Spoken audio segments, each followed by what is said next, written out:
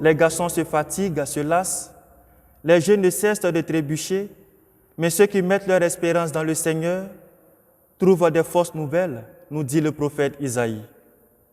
Frères et sœurs, cette parole du prophète Isaïe, entendue dans la première lecture, est une parole d'encouragement et de réconfort à l'endroit du peuple d'Israël qui était accablé par la souffrance que leur infligeait le peuple d'alentour, qui les ont pillés, ruinés et déportés en exil. Israël, loin de sa terre, perdait toute espérance d'un lendemain meilleur et ne savait plus à qui se confier. Ils étaient fatigués de subir les outrages et les oppressions des adorateurs de faux dieux des nations païennes. Israël sombrait ainsi dans le désespoir parce que l'attente du Messie, cet homme fort et redoutable annoncé par les prophètes et qui viendrait les délivrer de leurs ennemis, se faisait longue et incertaine à leurs yeux. Mais le Seigneur, par la bouche de son prophète Isaïe, leur apporte la consolation et les exhorte à demeurer fermes dans leur espérance, en ne se lassant point de toujours mettre leur foi et leur confiance dans le Dieu de leurs pères, ce Dieu tout-puissant, Maître et Créateur des cieux et de la terre. Car il vient toujours au secours de quiconque espère en lui, le délivre de tout mal et lui donne des forces nouvelles pour sa vie de foi. C'est justement la figure de ce Dieu consolateur, ce Dieu qui redonne la vigueur à son peuple accablé et meurtri par tant de souffrances et d'incertitudes, que la liturgie de ce jour nous présente dans la figure de Jésus-Christ, son Fils unique qui vient à notre rencontre. Cette rencontre, l'Église nous donne de la préparer dans le recueillement et la prière, afin qu'elle porte en nous ses fruits.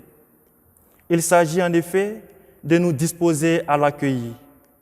Et cette disposition consiste en une conversion du cœur pour permettre une meilleure ouverture de soi et un abandon total à notre Seigneur qui vient pour nous soulager de nos peines et misères, comme le souligne l'Évangile de ce jour.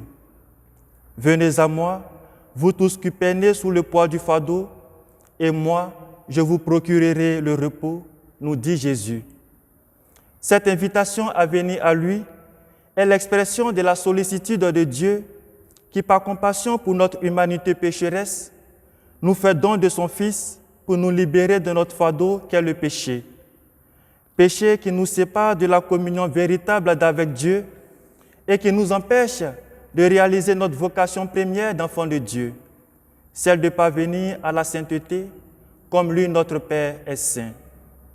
La venue de Jésus est donc un soulagement, un réconfort pour nous qui ployons sous le poids du péché, car il vient pour nous apporter la paix et le bonheur des fils et filles de Dieu, son Père.